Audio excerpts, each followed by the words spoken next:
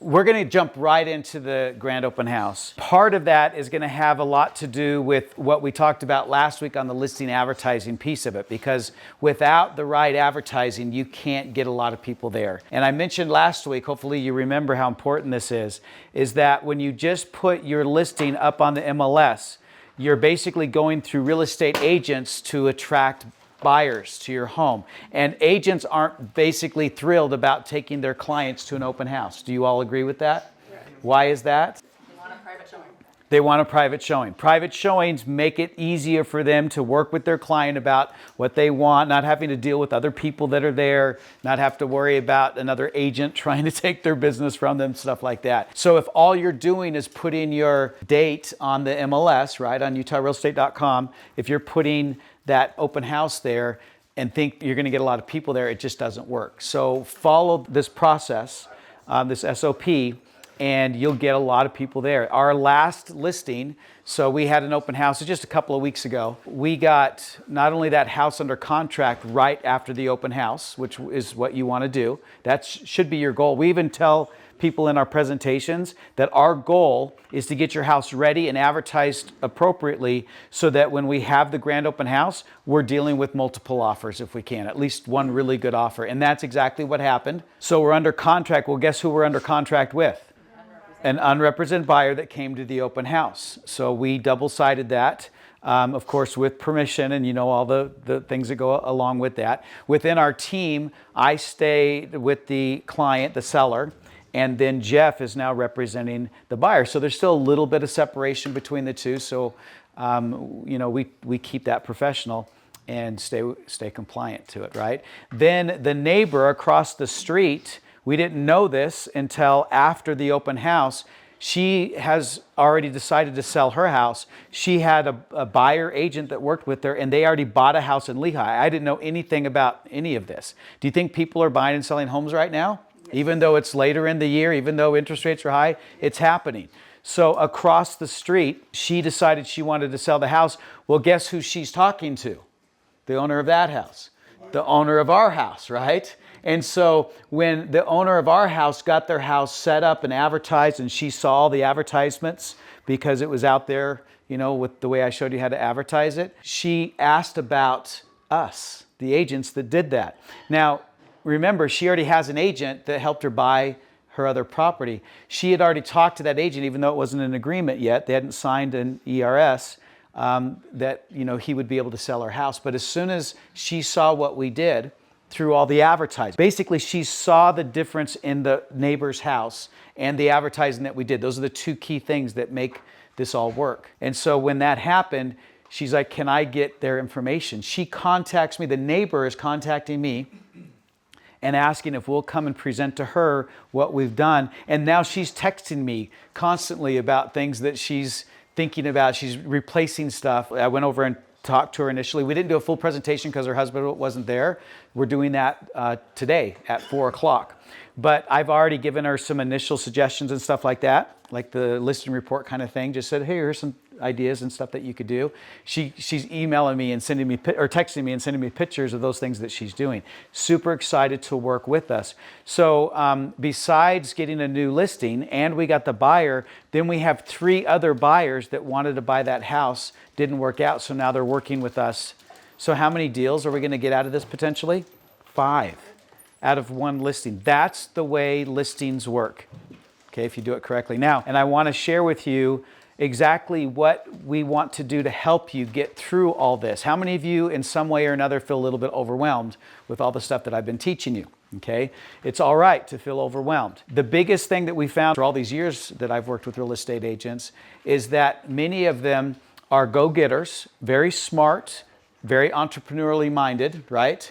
But the one thing they lack is a lot of systems and workflows and processes like you would have in a normal kind of corporate or business environment. Like, how many of you feel like you're running around with your head cut off sometimes just trying to figure out, what should I be doing? How can I keep the business going? How can I create more business out of it? Should I be, because you're wearing all the hats, should I be working on marketing, sales, operations, accounting? How do I get all these things done?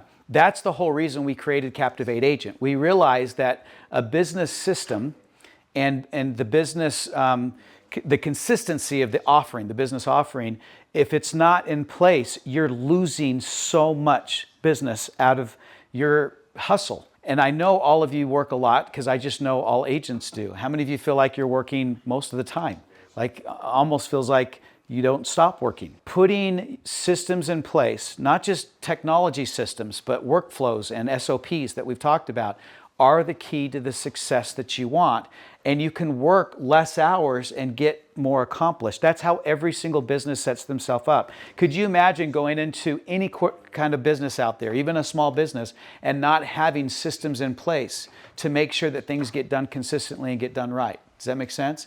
That's the same with our business. But I know you're working alone a lot of times, and you feel like I can do it, I can handle it. That's what entrepreneurs think. And sometimes we have a hard time delegating things, even to systems. Have you ever noticed that? How many of you feel like it's hard for me to give this system, this software, my job to communicate when I really should be doing it? But you can't possibly do that at a high level and consistently. A couple of things I want to show you that will hopefully help you get through this. You've got the book. I see most of you have it, so the book is a part of that. This, if you're not already a part of what we call school, so it's SKOOL, right? And it's school.com/Captivate Agent. This is free, by the way, so you don't have to pay for any of this. I have quite a few people asking me about last week's class, about all those ads and stuff like that and how to put it together. And some of you have actually gotten the CRM. You know, Clayton, you were asking about this. How do I put these pieces together? Because like building any business, it's not going to happen just like that. You know, you're here and you got the promises of what I'm offering up here, and you're just like, okay, I'm going to buy into it and I want it to happen right now, right? And we're really impatient with ourselves and with our systems. It takes a little bit of effort to get to that point, and you have to be committed to it. But we want to help you. That was the biggest thing that we found with a lot of the systems that were being sold out there, even the one that we use as our platform, that you know, it comes out of the box, you guys buy it, you get excited, and you're like, I don't know what to do with it. I can't figure out what the steps are to get there. So that's the gap we're trying to fill. So with this, it's a school environment, they call it, but you have your community. This is where you can ask any question you want to the whole community about anything that has to do with the systems or your business or best practices, or even, you know, we have information about FSBO and expireds and how to get the listings in the first place, scripts and video scripts and all sorts of different really great resources. We've actually got a whole section now with relationships by color, the two that are sitting here, talking about how to close deals by understanding how people react to the way you present yourself and understanding other people and how they kind of interact with you is a part of building your business. Does that make sense? So all these things are here and available to you.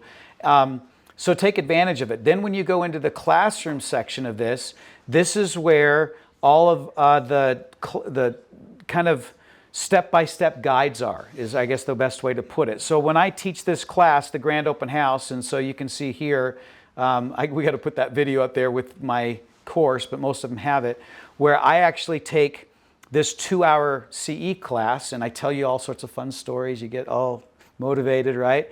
This is more of a 20 to 30 minute, here's what you do step by step. Does that make sense? So take advantage of the resources that are there, and then you combine that with the book and the CRM system, then you start building a business.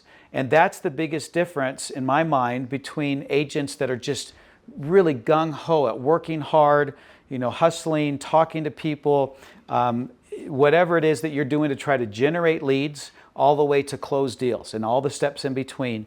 I know you're all committed to it. Or you wouldn't be here. But having intentional systems and processes in place is the difference between the agents that literally work and work and work to get that done, and other agents that are a little bit more intentional. I don't want to say smarter, because it's not that they're smarter, but the systems help them to be better at doing that. Does that make sense? Okay. So if you go through here and oh, I should show you the last one. This Captivate AMP series. If you miss it or want to go through it, here's that first class. Here's the second class. I hate seeing myself all over, but at least you can go through and remind yourself of those things that I taught you. if you want a reminder. And then coming back to, like, let's see, the $20,000 listing presentation course, you actually, yeah, it's school, skool.com/captivate-agent to get to this. Now on the calendar, this is where you're going to find the classes that are live. Okay, so if it's a live class, whether it's Zoom or in person, if you are a member of this, you'll get notified of it. So you've got today's class. How many of you got notified of today's class from this? Okay, so that's how you find out about it. Tomorrow, and we do this every Thursday, we have what we call a mastermind. And that's where we kind of drill in a little bit more with your ability to interact. So more like a workshop where, okay, here's how you do the ads, or here's how you do FSBO, because we have a guest speaker that talks about, talking to those that are trying to sell by owner, that helps you to put yourself in a position to help them, and they get excited about it instead of annoyed. Same with expireds and things like that. So join us for those. They're live course classes. You can come in person. We do those in the Pleasant Grove office that we have, or you just go through Google Meet, which it'll give you an invitation for. The Captivate CRM is built on Lofty. Okay, so we took a very robust system, the best we could find. We spent $4 million throughout all the time that we've spent on this, $1 million this last year, just understanding what systems would be the best to use, what is best for agents in terms of what they're trying to do. Basically all the things that you would go into putting a good R&D effort together. So we decided to build on Lofty because of its capability, but we felt like it was still short, like all the others, of the gap between having a system and actually using it as a licensed real estate agent. We're a licensed agent. We use it just like you would want to use it. So we revamped it. We put in a new pipeline. We put in smart plans and landing pages, as I've kind of shown you some of those things. So we kind of built on top of it. We're giving you every single thing that if you bought from Lofty directly would cost you $495 a month for all the pieces that we put together, because a true end-to-end CRM isn't one component. Most agents have never gone beyond one or two components, or if they have, they're all separate. They're not even integrated, right? So we integrated the whole thing. I'm not going to go into any specifics. You can ask us for a demo if you'd like to see it. But as far as last week's class, because I had so many of you ask about it, is how do I do all those ads? So when you go to Facebook, you can see here's this ad right here that has to do with the house in Orem that I told you about. This is one of the many ads that we go out there. And you can boost that ad if you want. Then you put the 6 ads out there, you boost them all, you pay per ad. It does take about 2 hours to do all this in the way that I used to teach it for those that have been with me before. So we put the system together so that all you have to do is hit promote a listing. You tell it, which listing you want to do, how much you want to spend, how long it goes, and then you hit checkout, you're done. It will do all the ads for you. Does it work? I'm telling you, this is the best way to advertise your listings. You could pay someone more than $250 a month, which is the whole entire system that you get, including the transactional management piece, just to put your ads together for you, or to save the 2 hours that it takes to do that. And that's one little piece of this whole thing. So for everyone that's been asking me, okay, I'm having trouble getting through it, I hate to say it, the best answer we tried to build for you. And because there's no other better way to do it unless you hire someone or you figure it out. So if you want to be able to do this effectively and efficiently and just grow your business, this is how I got all those extra deals. This is how we got people to the open house. So I'll go through kind of those ads in a second, but I want you to know that we would love to help you get that, not because I'm just trying to sell you something. It's the best answer that I have for you.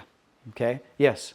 Mike, last week you were talking about having a business account for all of these. Do you recommend we create a business account on Facebook to run these ads through? Is that, or am I not putting the pieces together? No, you're fine. So within the system, so I'm in the system right now, as you can see here. When I come over here, we have what's called your social studio. Anybody heard of HubSpot? Or there's 4 or 5 others too, but HubSpot was the big one. What was that? Well, Salesforce is a total CRM, but HubSpot is really for your social media, right? There's a few others like that, but it's really trying to integrate with social media. So in here, when you go to your marketing tab, you're going to have all of Facebook, Instagram, YouTube, LinkedIn, and Google Business all basically within your CRM. I hope you understand the value of that. Typically, we've got what's called a CMS. Do you know what a CMS is? Contact management system. All your contacts are in there. When we say CRM, most agents think CMS actually, because it's just where all your people are, right? And then for the most part, unless you run a campaign against the people that are in there, you're not really managing it like what we call an end-to-end CRM, right? CRM stands for what? Anyone know? It's a relationship management, whether you call it client, contact, or customer. I know they use those C's in that, right? But basically, when you talk about end-to-end, I'm trying to help people before the transaction, during the transaction, and after the transaction. That's why we have a circle and not a pipeline, because to us, the value is just as great, sometimes even greater after a transaction for that continued and referred business than just and pre-transaction than to the transaction itself. During the transaction itself, most of you probably have done it enough, you could kind of manage it without a CRM, right? It's not great when you have 4 or 5 going at the same time, but you can still do that. I have a TC that helps me manage a lot of that. But it's the pre and post communications and support that really drives the long-term relationships that get the extra business. And this piece of it, having all of your social media already inside the same system. It's not a separate system. I don't have to go to HubSpot and manage my social media out there. It's right here. So if anybody in my database clicks on any of my ads, guess what? I know it, and it's part of the lead score that I get. I know how to interact with them. If they respond to something I put out there and say, I want to know more about this property, guess what? They give me their information because they're intrigued about it enough that they're asking for an appointment to look at it or whatever. It goes into my database. I don't have to then try to go hunt down the information, remember to type it in, and then try to put in other kind of helpful supportive content that's going to keep them with me. Does that make sense? The ability to nurture contacts, your customers, through all those stages, the 6 stages of the life cycle, is the key to growth, not just the one-time thing that you do.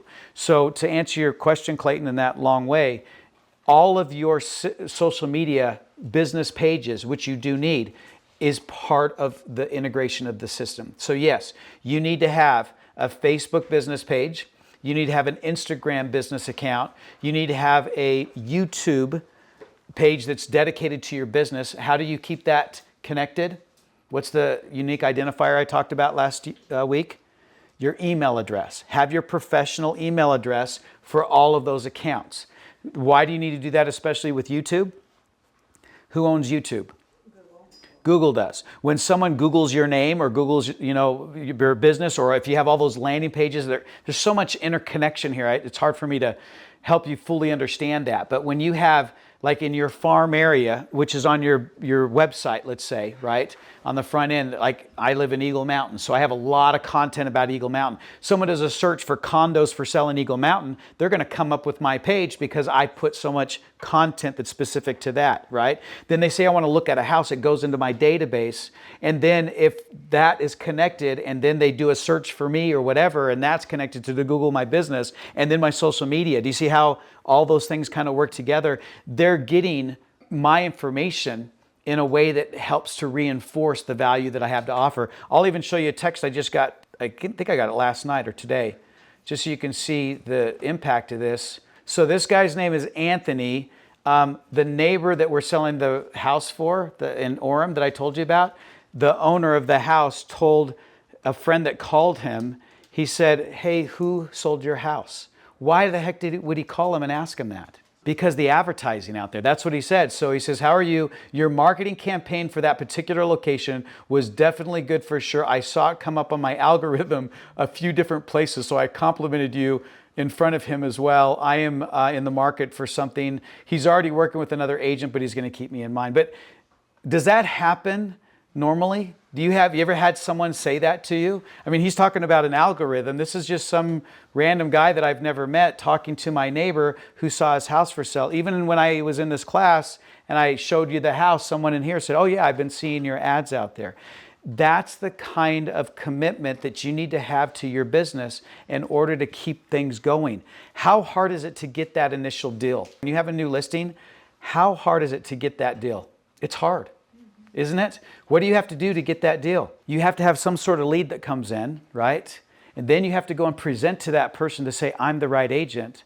Remember, we've talked about this. And then what do they say? How low will you go on your commission, right? And how fast do they want you to sell the house?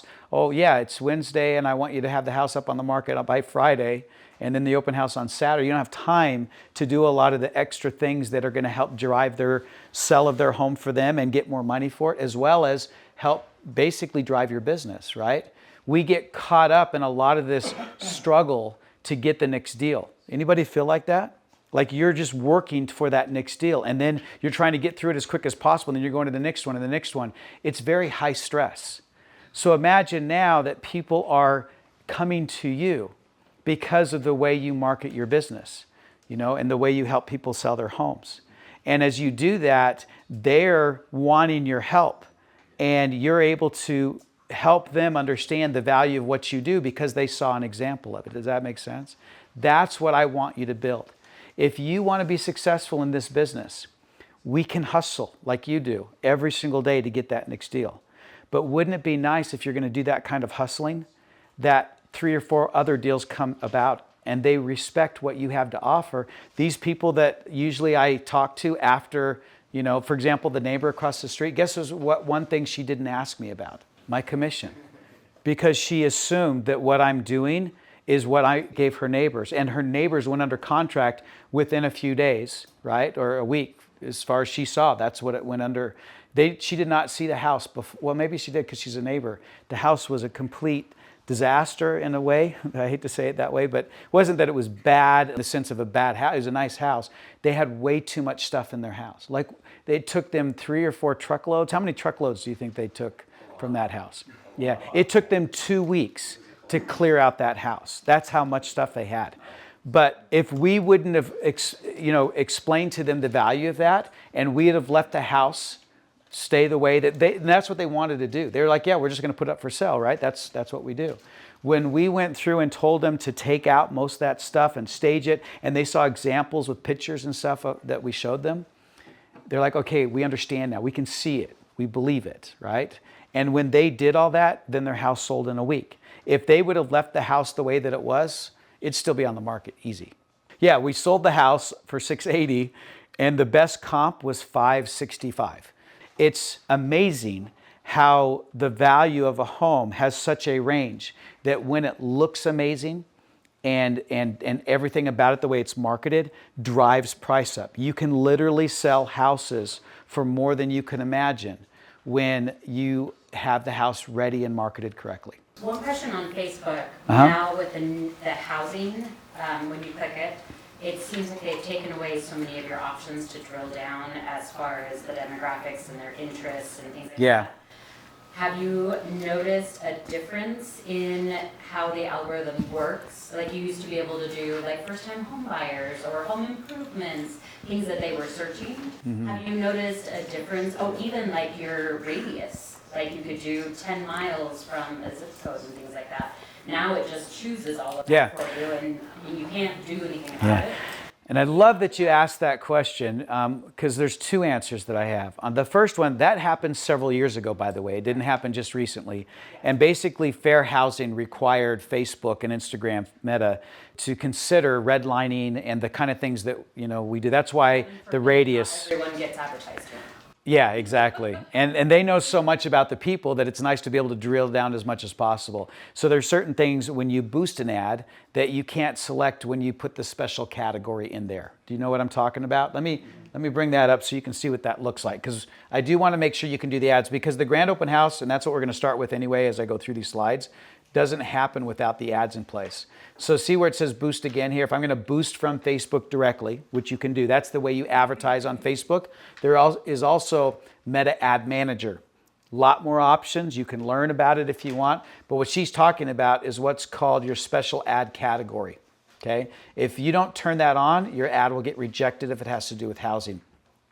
And when you select that, housing is what you want to select in the drop down. Then when you come down to your audience details, so I'm going to hit edit on that. This is where you decide who you want to advertise to.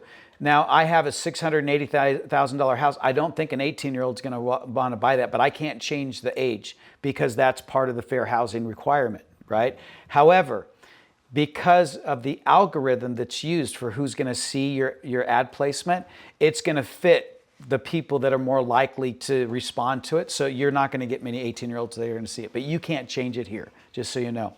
Now, what she's talking about is when you go into location, you don't want to advertise this to the whole United States. So what I'll do is I'll put it in to the city that I am advertising in, right? Now, just so you know, Facebook and Instagram or Meta knows what area people are looking in. That makes sense?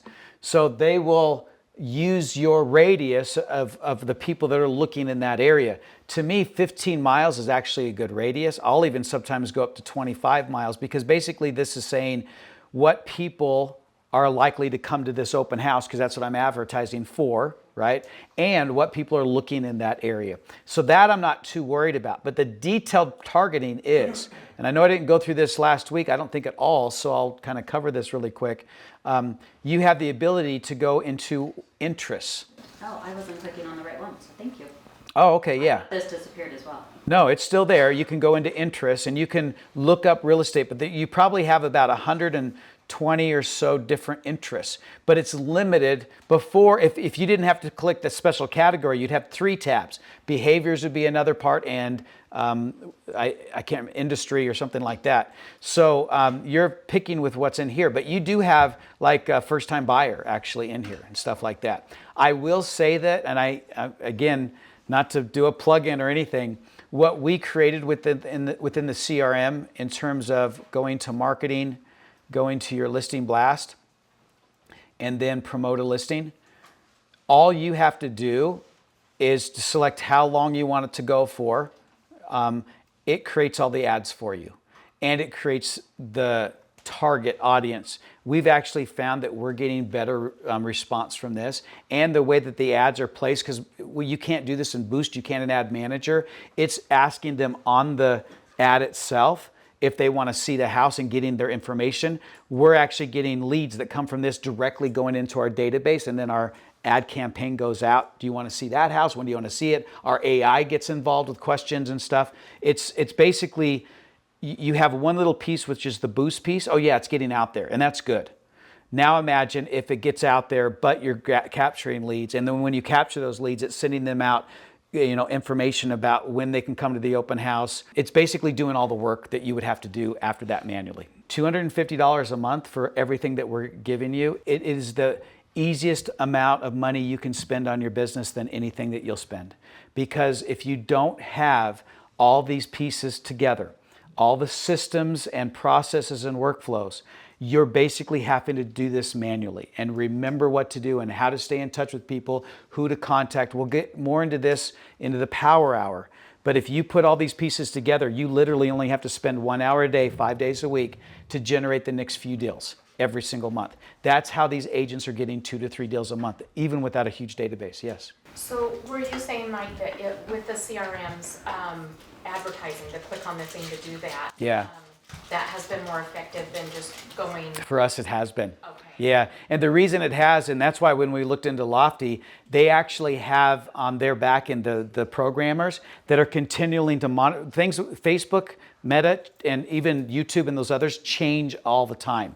And so basically on the back end where it's getting all written, what they've programmed, they're continually modifying and editing it and changing it for the circumstances that real estate has within those systems to advertise.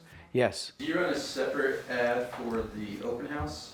No, actually, we do it through here. We'll put the hook and call to action that has to do with the open house. As a matter of fact, when you do your advertising in here, you see now it's doing an ad preview for a new property here. Do you see that? Where it says new on that tab, hopefully. It's hard to see from way back there. There's one that's specially for open house. So we created one that actually will help create the right hook and call to action specifically for an open house. And then there's also price change, listed pending, and stuff like that. So you can specify, oh, this is an ad for an open house, and it'll do it for the open house. Does that make sense? I'll kind of cover this a little bit more as we go through the slide deck here, but I just want you to understand that my intention is not to make your life harder, it's to make it easier. But have you ever noticed that things that are good for you start out being a little bit harder because it's a change. The thing that we struggle with, and I say we as in human nature, is change. How many of you, in your mind right now, you're thinking about what you do now and what I'm proposing, even if it's just doing it, through the teaching or not the system itself. And the hardest thing about the idea of making that happen is the change of that. I'm used to doing it this way. I've been doing it this way for a long time. It's kind of funny. I do this. I read a lot of books. Anybody you like to read? I love reading books that motivate me towards making my life better, change and growth and stuff like that. We embrace it up here on one side of our frontal cortex, right? Our frontal lobes. And guess where we fight it? Back here. We do. We hate change for the most part. When I say the frontal lobes, that's basically what separates us from all the other species on this planet, is that we have the capability of change and growth and creativity and innovation and all those things that make us so remarkable. And yet, we still have the instinctual fear-based parts of our brain that's active a lot, especially when we're anxious and nervous and worried. And as soon as we do, guess what kicks in? That fight or flight response. Does that make sense what I'm saying? So I want you have to take a step back. I actually do meditation. How many of you do meditation in the morning? Anybody do that? Yeah. I'm going to bring my book before the last class because the morning routine is so important to me.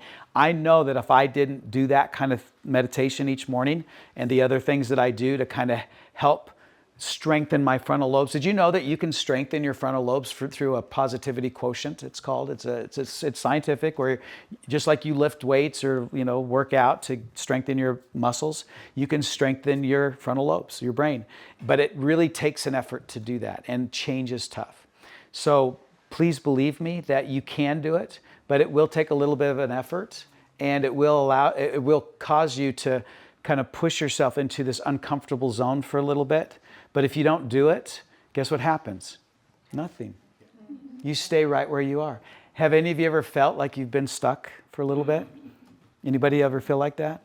That idea, that feeling of being stuck is really our own doing because we don't like being uncomfortable. And what makes us feel uncomfortable is change.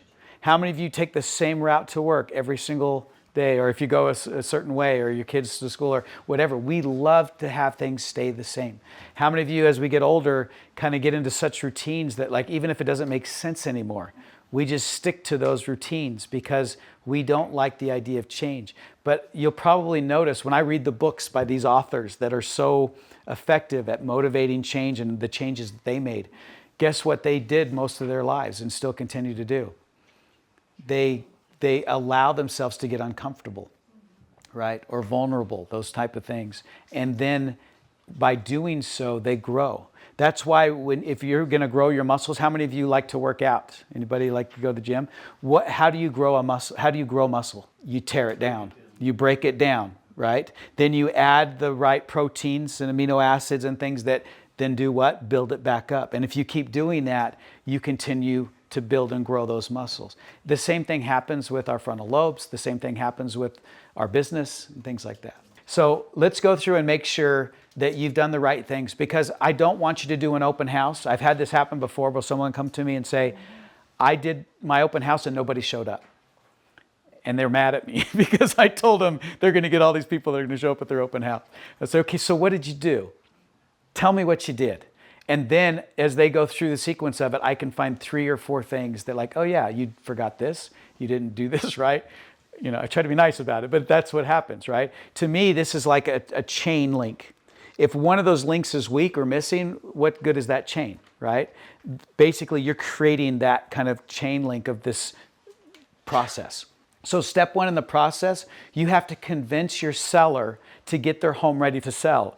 It's the craziest thing in my mind that sellers think that they can take a $500,000 asset up to $1 million asset, and it can be smelly and cluttered and the front yard doesn't look great, and they think, well, just sell it, right? You got 3 days, just sell it. Why is it taking so long, right? And they literally believe that. And they live in their homes, and because we hate change and we think that everything we do is right because we do a lot of justification and those type of things, we believe that the house is awesome the way it is. And it's kind of funny if you really get them to talk about it. The reason they're moving is why? They want a different house. It's funny, I talked to this one guy, and it was crazy because he wanted his house, because there's comparables of brand new homes close to his neighborhood, and he wanted to sell his house for the same price as that brand new home. Guess what he was doing? Selling his 1990 house so he could go buy a brand new home. And I asked him, why are you doing that? And he's like, well, yeah, because we want a new home. We want to downsize. There's some other reasons to it. But he recognized just by talking to him that, yeah, he was choosing colors and finishes and layouts that met a new style because his current house didn't meet that style that made it attractive. But yet he wanted the same amount of money for his home. So as we talked about what he could do, his neighbor's house, and he was really disappointed, sold for $830,000. The new homes were selling for $900,000 to $1 million. He wanted to sell his for $900,000 to $1 million. That's what he thought it was worth. We had him spend about $15,000, repainted the whole inside of the house because it was every shade of brown from the 1990s. Every shade of brown. You ever notice that? Even the lights were just emphasizing it because they're very yellow lights. It's just every shade of brown. So he repainted the whole house, put in some new carpet, put in some new countertops. Didn't cost as much as he thought. $15,000 for a $900,000 house, is that a big deal? It really isn't, right? And he did that. He sold his house for $915,000 with our help. Now, it wasn't the $1 million house for the brand new ones that are there, but that's pretty close. But we put in a lot of effort to explain to him what to do, and he did some of the work himself. It works. It does. It really does work. So the first thing you have to do is make sure that they understand that the way we live in homes and the way they need to be showcased for sale is different. And guess what you need to be a master at? Showcasing homes. If you don't know how to showcase a home, figure it out, but I bet you do. We talked about this during that class a little bit. You can. How many of you have walked into a home and immediately knew what they should have or could have done in order to make that house more attractive? Most of it fits the 4 primary things that need to be done. What are those 4 things? Curb appeal. Curb appeal is number 1. Odor's number 2. Declutter. And stage. Isn't that basic stuff? I'm not talking about full renovations. If you don't feel comfortable telling people they need to repaint their house and do some new flooring and stuff, those are the 2 biggest remodels that I ever recommend. Paint and flooring. Just easy stuff, right? Beyond those basic 4 things inside of the house. It's amazing how much of a difference that transformation will make. Just like you see right here. The only thing that we did to this house that's from here to here besides declutter in terms of that kind of remodeling is what? Who can tell me what was done? We basically repainted it. Yeah, the drapes were taken down, all those kind of basic things you can do. But as far as actual remodeling, some people even thought we'd changed out the floor. The floor's the same. This is the same floor as before. They thought the furniture was changed out. Nope, same furniture. We just took a lot of it out. But we did have them paint because the house hadn't been painted in like 30 years. And so when you take down some pictures and you even look at the wall, have you never noticed the way light comes in? It wasn't one solid color anymore. It was multiple shades of yellow over here and all that. So it didn't cost much to paint it, but what a difference it makes. We have to put it into the context of, we're talking about an asset that's worth how much money? At least here in Utah, $500,000, even for your basic property, right? $500,000. When you think about it in that way, putting $20,000 or $10,000, it doesn't even sound like much. And most people, we're not having them do that, but putting some effort into it is going to help it to sell faster, right? Your ads aren't going to look good if you don't do it. After we make the house look good, we're going to do all the pictures. What kind of things are you going to have your videographer and photographer do? Remember this, and this should be in your presentation. She can explain it. Bracketed photography. What's bracketed photography mean? It does 5 exposures with your picture so that the picture looks really, really nice, right? There are some tools out there that you can use to help improve those pictures, but just find a videographer, photographer that does a really good job. If you need some advice for that or some people that can do any of these kind of things that I suggest, if you go on our school page, there's a whole section, a whole discussion board just on recommended contractors. Take advantage of that. Share yours, help them out as they help out you. But bracketed photography, and then what else? The drone footage, right? Really good drone footage is important. Why is drone footage, especially here in Utah, so important? You have mountains on both sides, right? You do not have a bad view in this whole Wasatch Front. It's gorgeous. And even if it's up in St. George or Park City, I mean, we live in one of the most beautiful states, I think, that, I'm a little biased, but we live in a very beautiful state. I travel all over the world, and we'll come back home and think, wow, it's so nice here, because it is, right? So drone footage. What else? The personal tour. I'm glad you talked about that. Next week, in 2 weeks, sorry, we'll go into that in more detail. Why should you do a personal tour of that home? There's 2 big reasons why you should do a personal tour of the home. Okay, it helps the sellers, right? Yeah. The 2 main reasons that you do it, though, instead of having a videographer do it, is one is you're in the video. It's showing you, right? But you're not promoting yourself. How many of you would like to do a video that people watch that isn't awkward and isn't just self-promotion?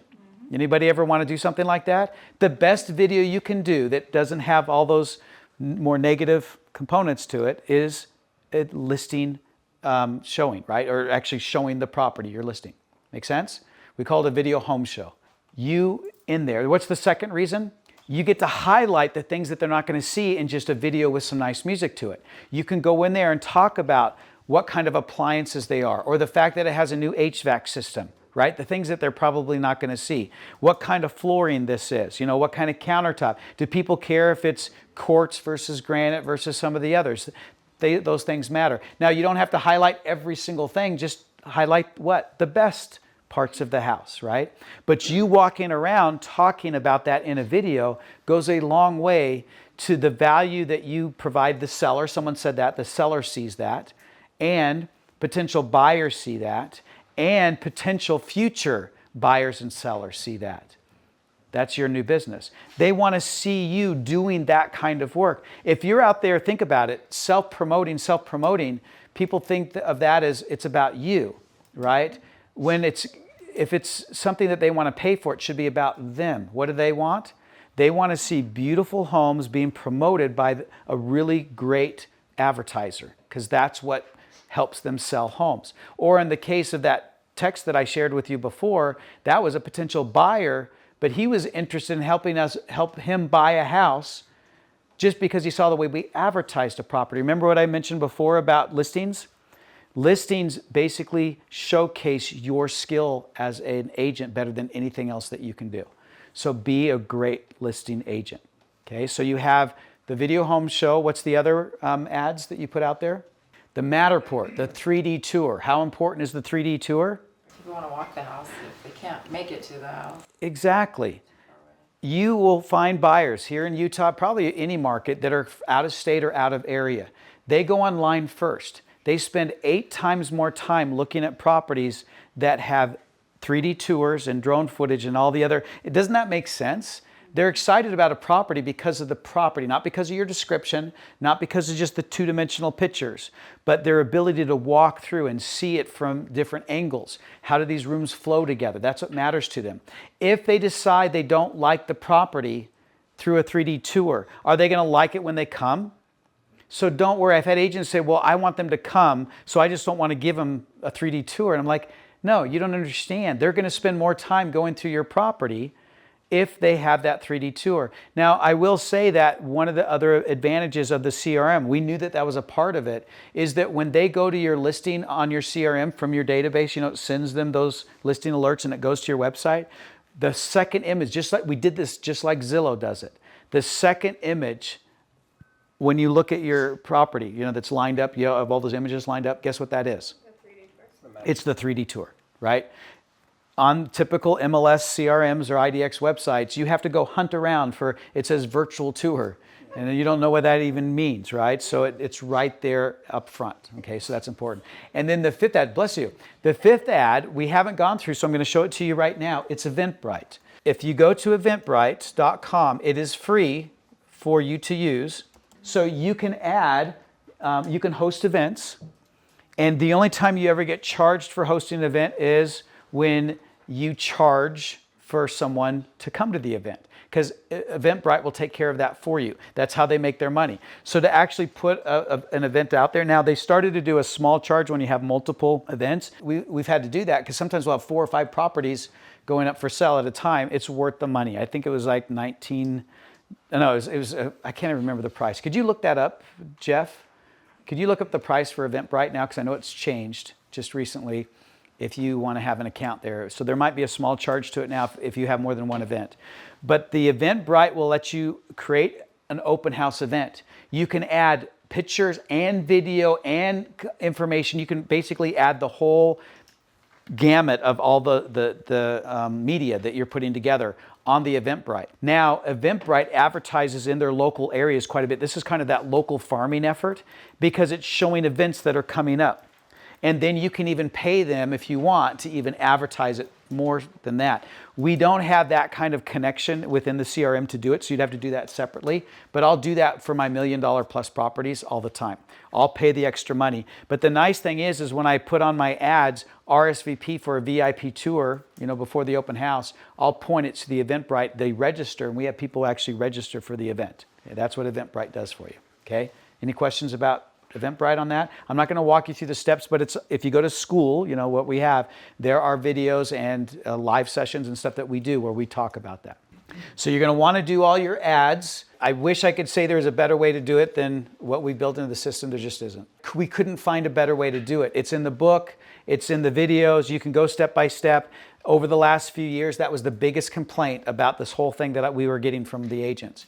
I don't have 2 hours. How do I hire someone to do it? Can I hire? Yeah, you can. Here's the steps you go through. It was going to cost them more than our system altogether to do that.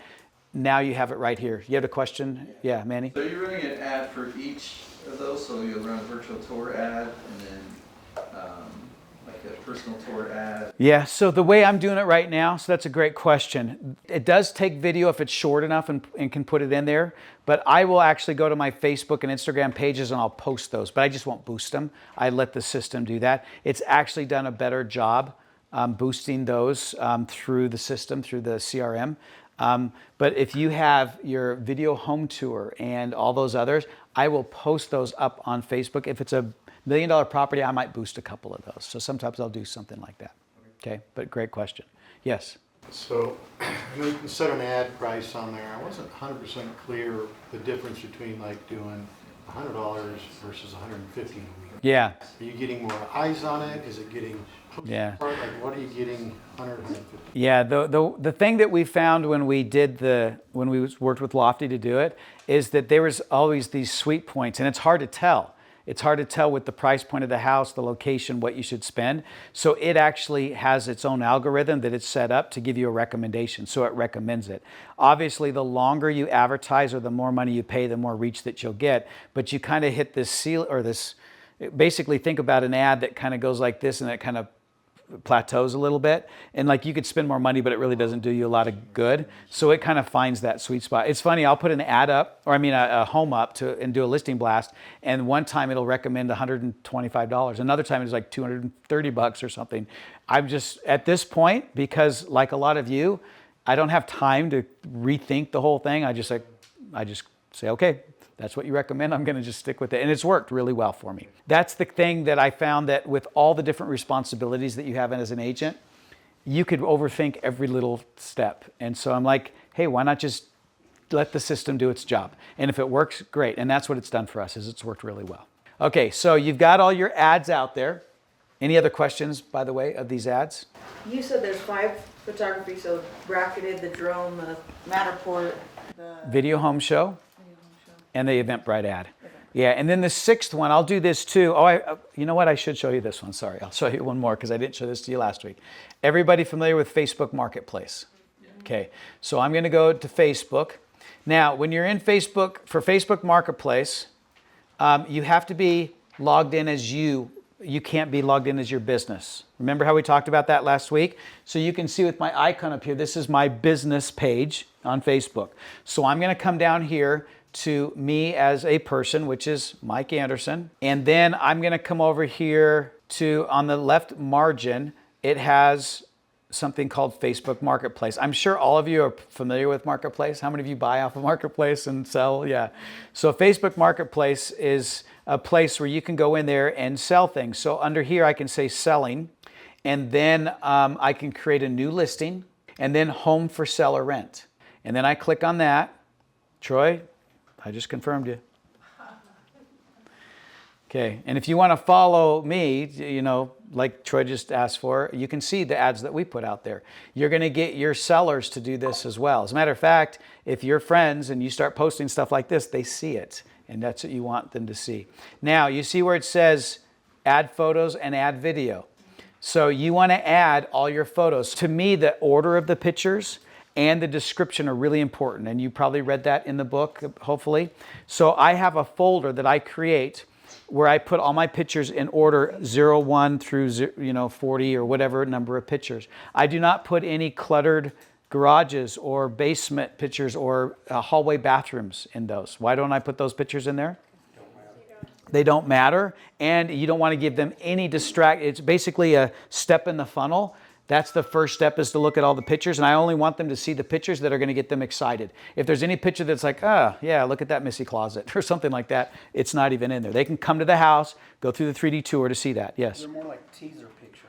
Exactly. They're Yeah. interested. Yeah. Like, oh, I need to see more about that. Exactly. And I didn't mention this last week, but just so you know, when I put those pictures together, how many of you, when you do pictures of your house that you put online, do a walkthrough of the house with your pictures? Anybody do that? You don't do it anymore. Yeah.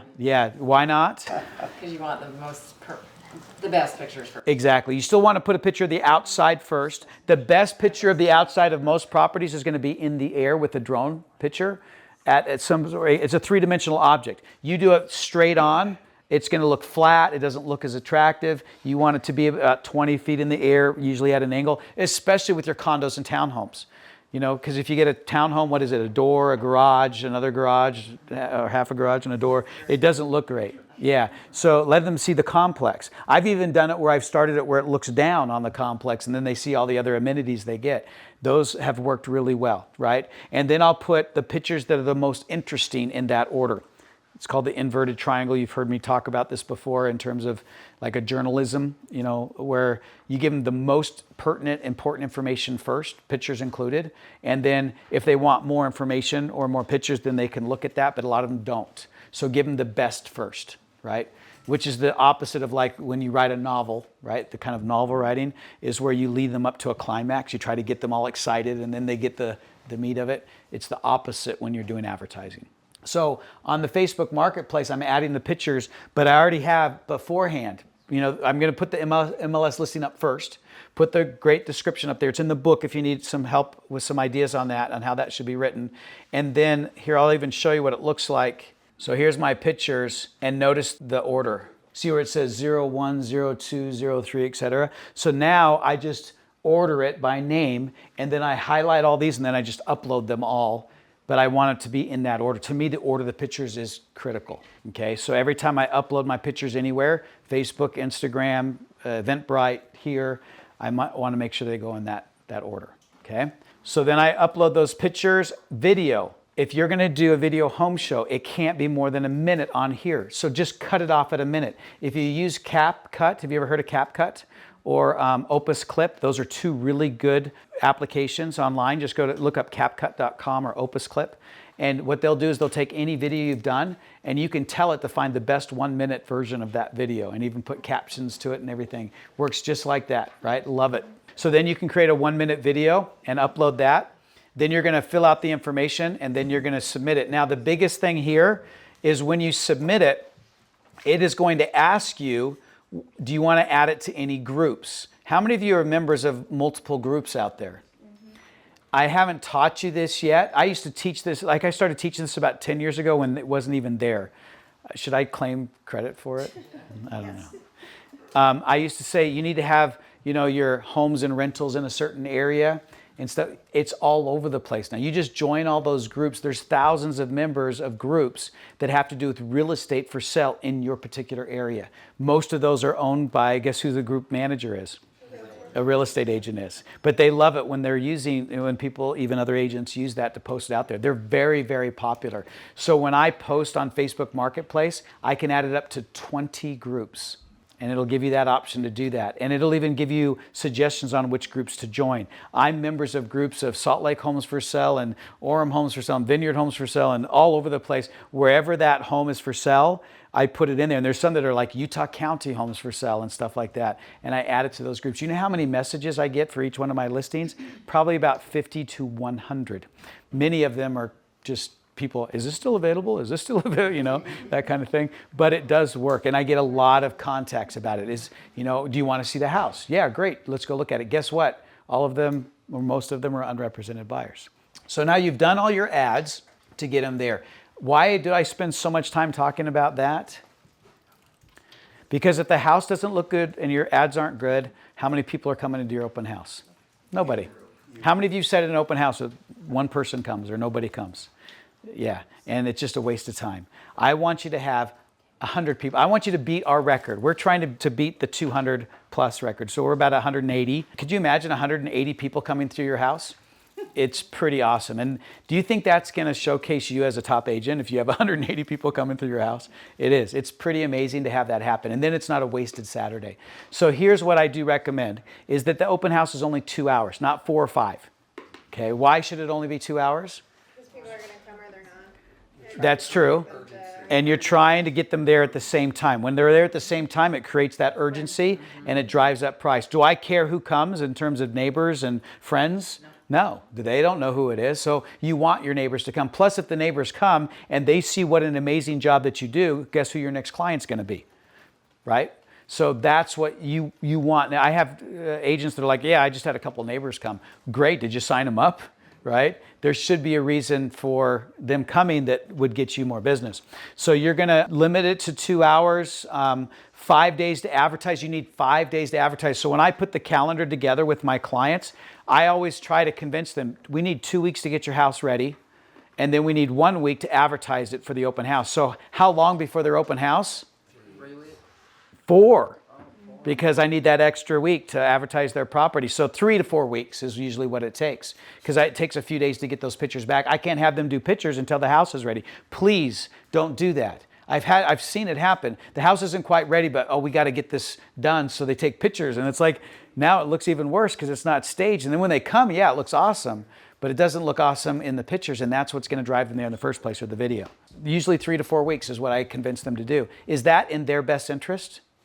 It is. What's going to happen if the house doesn't look great? It's going to sit on the market for 3 to 4 weeks. What's better, waiting 3 to 4 weeks and have it go just like that, or sit on the market for 3 to 4 weeks and not have it go fast and the price goes down? So that's what I'm trying to convince them to do. And then I'm going to invite them to the open house. We found that 2 hours, 11 to 1 has been the best time that we've had for an open house. Do I request or require them not to do a showing before the open house? I used to do that. I don't do that anymore. Is that your question? Yeah. And I see that still because I used to teach it and I almost feel guilty now. I even had the DRE come after me a little bit by saying, you can't do that. But then they found out that it's all right. You can over a certain period of time. I can't remember what it is, like 3 days or so. I can't remember what it is. I recommend that you just, if someone wants to see it, because I used to get calls, well, I've got someone that's out of town and they're only going to be here for this day and all sorts of different reasons. I'm like, you know what, if they really want to come, great, let them come. But guess what I tell them as far as when we accept offers? As long as the seller agrees with it. We're going to wait until after the open house to do that. And I love to say that even if they want to accept an offer, because what happens when I tell people that when they really love the house? I had one do it that was, and this was even after the craziness of what happened 4 years ago. Just recently, it was about a year ago, so about, 8 months to a year, that offered $30,000 above asking price to get the house because they were afraid that if we waited till the open house, and I told them we're going to wait. And they said, what if we offered this much more, over the open house? And I was like, wow, you haven't even seen other people here. So it does work, creating that kind of urgency. So then you do your ads, and we talked about these. You have your single property website. I can't tell you how important that is to have that single property website. Again, another plugin, the CRM builds that for you automatically, but some way, somehow, you need to have a single property website that really highlights in great big pictures and great big video, all those things with your contact me to go look at this house, virtual or in person. You need to have that single property website. And then you have to do your ads out there. Again, to Manny's point, right now, because in most cases I just don't have the time, I'm just letting the system do it for me. But if I've got the time, I always post the other ones out there on social media, and I might boost just a couple of the videos because they might not be focus or the focus of the ads that the system can do. Because if your videos are bigger than, like, I can't remember what it is, but it's like 50 megabytes or longer than a minute, the system won't advertise those for you automatically. So I'll do that because I might have a video home show that's like 3-4 minutes long. I've had them up to 5 minutes long because I'm walking them through the property and I'm showing them all the cool parts of the property. And it's a 360 video, which they can't advertise. I'll boost that one. Again, video, how important is that? 3D tours, super important. Single property website, as I mentioned. Facebook and Eventbrite event. Oh, by the way, when you do a Facebook event, it does tie in to Eventbrite. You can put so when they see a Facebook event, you can do that as well. You can actually tie it to the Eventbrite page, yeah. Eventbrite is now free of charge, and you can post as many events as you want. Really? Oh, good, I'm glad. So they must have gotten enough complaints because they changed it. Eventbrite if you want to pay for an increased subscription. That's how they make their money, yeah. So does that make sense? So Eventbrite will let you host any event for free. If you're going to charge for the event, which many people do through Eventbrite, did you know even big concerts will use Eventbrite sometimes? So not as big as like your Ticketmasters and stuff like that, but when it's kind of in between, they'll use Eventbrite for it. When they charge for those events, that's how the Eventbrite makes their money. This is what a video home show could look like. This is Robin Buckwalter. I don't know if you know her, but she's done really well. She started doing all these videos when we first started teaching it. She actually does her own coaching now, which I think is awesome. But she's showcasing this house the first time she did it. I'm going to show you this a little bit more later on. But not only does she showcase the house, she's just using her phone. And I'll show you how to do that. I know I'm going through it fast because I'm going to show you how to do this in a couple weeks. But I will show you, just as a teaser, she interviews a neighbor. She actually talks to a neighbor on video and asks, what's so great about living in this neighborhood? I'll show you how to get neighbors to do it and how to make it part of your advertising that you do. It's a really great way of getting people engaged with you that are not just the owner and not just potential buyers, but even the neighbors. If you do this with a neighbor, not only does it help sell the house, but that neighbor is going to be your raving fan as well. It works really, really well to interview a neighbor. And I'll explain how you do that and how to get that going in a couple of weeks. You excited? No? Overwhelmed? Anybody feel overwhelmed a little bit? Okay. I don't want you to get overwhelmed. I want you to get more excited than overwhelmed. The system can help you to do that a little bit better. But I will tell you, you're running a business. If you can't figure out how to run a business, then you're just doing a job. And you're probably working harder now than when you put these pieces together. I'm telling you, I'm doing 2 to 3 deals a month, and I literally put an hour to a week in a week at most because I don't have time otherwise to do it. I would not be able to do it that way if it wasn't for the systems. Yes? Mike, without Captivate's help, Yeah. I hate to do a shameless plug for you, but without Captivate's help, when you ask, do you sound overwhelmed? The reason I do is because you're the 43rd class I've been to. I've written out 7,000 checks worth $280,000 Wow. for systems that I don't use. Yeah. So that's why when you see panic on our faces, we're going, yeah, you're going fast. I don't even know how to click. So no, Captivate really does dummy it down for Thank you. those of us that need the help. I appreciate that.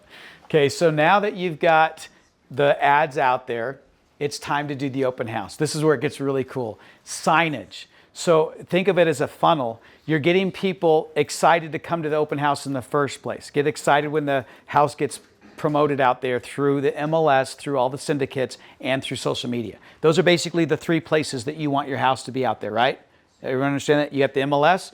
Who are the syndicates? Zillow, Realtor.com, all those places, right? For most of your clients, guess what's more important between the MLS and the syndicates?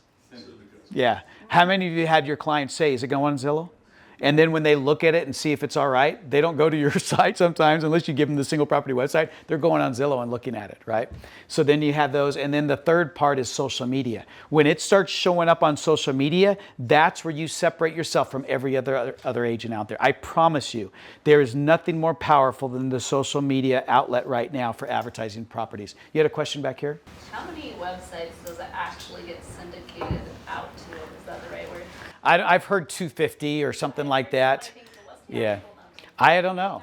And it probably depends on the market that you're in, and it probably also depends on the MLS and the agreements that they have, right, for that. But I've heard a lot of people say 250. I love it when I see these really elite brokers, and they have that as part of their advertising. They have it in part of their marketing materials. Anybody have that? We're going to put your house on 250 syndicates out there. Like you did anything for that to happen. It just happens. But anyway, I don't know the number. Anybody know the number? 17 or 18? I've heard over 250, but I don't know, honestly. As a matter of fact, Berkshire Hathaway, that's in their, you have your brochure. It says, I thought it was 17. oh, is that what it said, 18? I thought it said like, yeah, I was like, I don't know what they all are, but it goes on, the main ones are going to be Zillow, Trulia, and Realtor.com. And Homes.com now is starting to advertise quite a bit. So the next step in the process, you get them to the neighborhood. You don't want them to be confused where to go, but you also want to remind the neighbors and your seller about your big event. That's why we call it the grand open house. It's not just any open house, it's the grand open house. Remember, if you're going to charge the same commission as all the other agents are trying to charge, what's going to separate you from the other agents? The stuff that you do on top of what they already do, right? When you go into a listing presentation and you say, yeah, I'm a great agent and I can negotiate and I, have all this experience and da-da-da, whatever that is, it doesn't sound different than any other agent that will come in and do the same thing. Here's a CMA, and we come up with a price point and stuff like that. There's no separation there, right? But what does separate you is the way you market and advertise those properties. And so we want to continue that when we have the grand open house. And that's one thing we say. We don't do just any open house, we do a grand open house. It's the grand opening of your house to the market. Our goal is to have offers come in at the open house that you're reviewing. That's our goal. You can't promise that to them, but I always tell every one of my clients, that's our goal. And I would say in 90% of the cases, that's what ends up happening if you follow the steps. That's just what we've tried to create, are the steps that get you to that kind of result, okay? Do they want results from what you do? Yes. How many of you feel like you have no control? Anybody ever feel like that? I mean, they have we're trying to come up with a market value. We have a CMA. How many of you feel 100% confident about your CMA results? We don't, because it's very subjective, right? And it is a range, but we have to come up with a number. And really that number is just a listing price, not a purchase price. So we kind of try to come up with the best listing price that we can with our clients' input, of course, because they're going to decide what that's going to be. And then what do we do after that? How many of you cross fingers and, pray and whatever it is? We don't know. Like it's not so cut and dry that we can control it, it feels like, right? But when you have the ability to create a system that you can follow, and I just do this, this, this, and this, and you feel confident about that system, and it does work for you as you refine it, and we've tried to help you put that all together, you can be confident in that, okay? So we want to get them to that, to that neighborhood. We put signs up. How many signs should you have at your open house? Yeah, the more open house signs you have, the more advertising you're doing for the house and for you. So how many of you had 30 to 40 open house signs? Anybody? Yeah. And they should be color, your brand should be on there. It doesn't have to have your name or anything like that, but it can if you want to do that. So here's an example. So you have an open house sign. Here's what I recommend. Number one, no balloons. It's not a circus or a kid's birthday. So stop cheapening your open house with balloons. Just stop. Okay, sorry. I hate it when I see balloons. I'm like, so lame. So the flags, 12 feet flags, open house, you've seen them before, use the flags, okay? You should have 3 flags. Where should they be placed? One in front of the house, good. I'm glad you mentioned that. So you still have a sign, but you still have one in front of the house, right? Where should the other 2 be placed? The 2 main entrances of the neighborhood. And then you should have great big 18 by 24, yard signs that with arrows that lead them the way, right? So you can print them with an arrow, or what we do is we have all of our signs printed the same, but then we have like a rider that has the arrow pointing the right direction. There's nothing more frustrating than someone driving in. Have you ever done that before, trying to go to an open house and like, okay, where do I go now, right? Or even worse is you have another open house in the neighborhood and they go to that one and they miss yours. So make sure that everywhere you go, there's that sign. Now, if you have that many signs in your neighborhood, what else does that show everybody that lives there? There's an open house and a grand event. And when they sell their house, you're going to create a grand event for them. And that's what they want. Yes? I use line of sight. Yeah, line of sight's a great way to do it. There's nothing more frustrating. You're driving down and you see, oh, there's an open house down there. So you see the sign and you're going, Where do I go? Yeah. where's the next sign? Yeah. You should be able to see the next sign. Love that. I love I that. always use line of sight because not every street is straight. Sometimes it curves. Mm-hmm. So it's like, okay, so I can't see that. I got to put one on that. Yeah. So I always use line of sight. I have lots of people that say, I just follow the signs. I know, they do. And I see those where I know the A-frames look really nice, but they're kind of low, but you can do that. But then they'll write the address. Nobody reads the address on it. So I love that. And I do know, and I'm talking to probably a bunch of you that would rather do something better on a Saturday than sit at an open house, right? And the reason you do open houses, or most agents do them, are for what reason? What's the number one reason that most agents do open houses? Not really. So they can tell our seller they did it. It's mainly because the seller wants it. The seller wants it, you don't want to do it. That's why you do it. How many of you feel like that as the listing agent? That's why a lot of listing agents don't even go to their own open houses. They send another agent that's desperate, to go to the open house. Hey, can you sit in this open house? Yeah, sorry. Yeah, will you go to the open house for me? Because I don't want to do it, right? I've already got the agreement. Someone else is going to help buy the house. Another agent's going to help do that job. The slight possibility that a non-represented buyer comes in there or someone that wants me to help them sell their house is so slight because that's usually how it works. Why would I even bother? So the only reason we really do open houses are typically because the seller requests it. Why does the seller want it? I think it's going to get a buyer. They think it sells the house. I know. Is that crazy? It's actually not. They're actually right. We're wrong, in my opinion. We're wrong because we don't do it right in that sense. We don't advertise and promote the house and create a grand event out of it. We actually got this idea first from an agent out in San Diego. You probably heard of him. He has all these YouTube videos. He would literally create this huge event, advertise for it. He had food trucks out front. He would throw parties for his open houses. And it became so popular that he just kept getting a bunch of business because he would do that. Because sellers think that open house, that grand open house, is what sells a house. And the thing is, ironically, it does if you do it right and you create a big event out of it. But he took the time to help get the houses ready to sell, to advertise them like crazy, and then he'd get a lot of people there. And then what we were seeing and what we saw as we put this together was when you get a lot of people in a house at the same time and the house looks great and it's advertised well, guess what happens? It sells. And it sells faster and it sells for more money. And we're like, oh, that's exactly what everybody wants. So why not capitalize on it? And then if you want to distinguish yourself from other agents out there, this was one key way to do it. Have you seen buyers not make offers because they feel like there's going to be other competition. Honestly, I don't even care when it comes to that because when I say it, what I don't care is that I would rather that they got so anxious that they're afraid than they just I'm going to lowball it because nobody's interested in this house, I guess. But yeah, I assume there are some times where they're like, oh wow, we're never going to get this property. There's so many people that are interested in it. But I'm going to show you in just a minute how to talk to the people that come through so you really know what they're thinking. So that might help a little bit too, okay? But I love open house, but put a lot of signs out, okay? Signs are super important. Now the signs don't stop getting them into the neighborhood. They also have to get them into the house. Okay. How many of you, when you have an open house, they come up to the door and what do they do when they get to the door? They knock on the door. Sign that says, please come in. Yes. If you don't have a sign that says, please come in, they will literally knock at the door. So guess where the agent spends most of their time? And could you imagine if you have 100 people coming into your house, what are you doing the whole time? Opening and shutting, opening and shutting. I even had one agent that just left the door open. Of course, all the flies are coming in and whatever else is coming in, but they just leave it open because they want people to come in. So you need to have a sign that says, come on in. And then they'll come in. Then inside of the house, we have 2 stations. So everything, just think of this, everything has an SOP, right? Doesn't every business have a standard operating procedure, right? So if you follow the operating procedure, what's the operating procedure? We went through all the steps up to this point, so we continue to do that. I want them to come in the house, but then I want to control what they do, where they go, how I interact with them, but it has to be in their best interest, not mine. If it's in my interest only, then they're going to get annoyed, right? I don't want to be at the door opening the door. If you're coming into a place like a home, do you want to see the agent there right in your face asking you questions? No, it's like going to a car dealership and the first thing that happens when you get out of the car is the swarm of, they take turns, but hey, how can I help you?